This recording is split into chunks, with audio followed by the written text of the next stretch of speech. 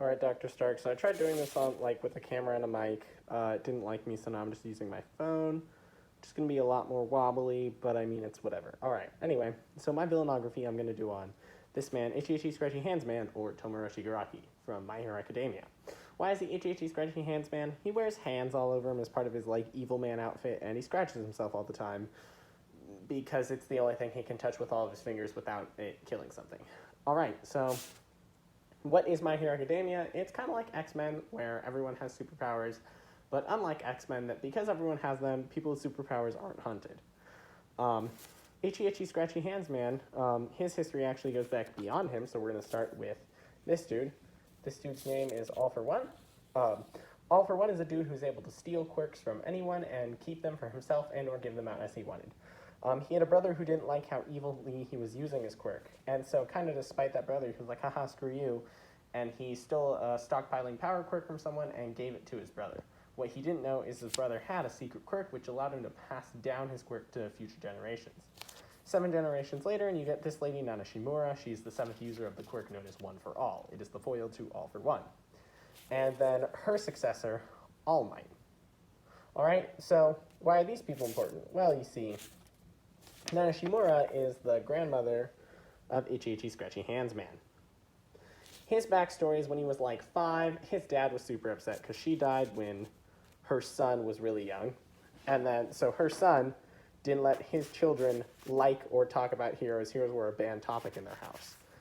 And so son and his daughter and his sister were sitting there looking at hero pictures and stuff, and they snuck into their dad's room and saw a picture of son and grandma, and they were like, yo, yiggity yo, grandma's a hero, that's pretty dope. And then his sister snuck off and told their dad, like a freaking narc, that only he'd been looking at the pictures. So she ratted him out because she didn't want to get in trouble, like a freaking narc. And so he got in trouble and was running outside in despair and everything, and then his sister came out to, I don't know, comfort him / tell him to stop being such a baby. It was kind of weird. And he went to touch her, and that was when his quirk awakened, and so he grabbed onto her with all 5 of his fingers, and she dissolved. He didn't know what to do, and then proceeded to basically accidentally dissolve his entire family. So now, this dude is sitting on his own without anyone going, man, I really wish a hero would come and save me. And who would come save him but not a hero?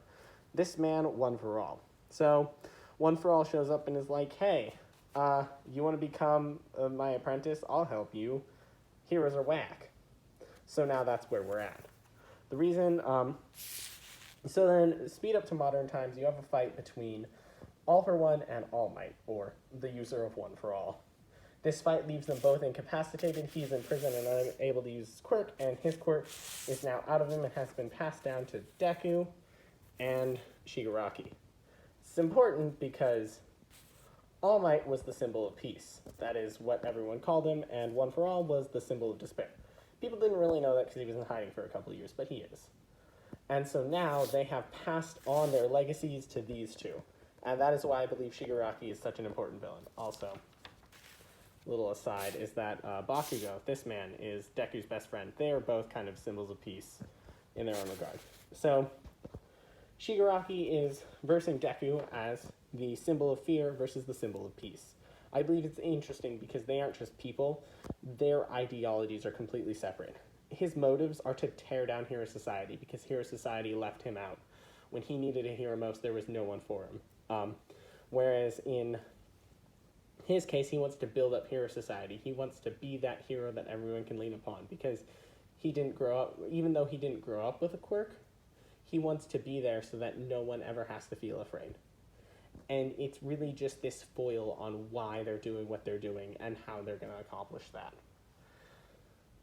So, the final bit on why this is such an interesting part, and manga spoilers, wee woo, if you decide to show this to other people, is because they're leading up to the idea of him inheriting the quirk All For One. So, he now has the ability to take any quirk he wants, and him using that ability to steal One For All, which until now hasn't been possible. And so the reason that's really interesting and makes him a fascinating villain is not only is he symbolic as the symbol of fear, but now he might have the ability to swallow hope. And it really is such a battle of philosophy of good and evil, hope and despair, and which one is going to win. So, thank you for listening to my Shigaraki as a villain.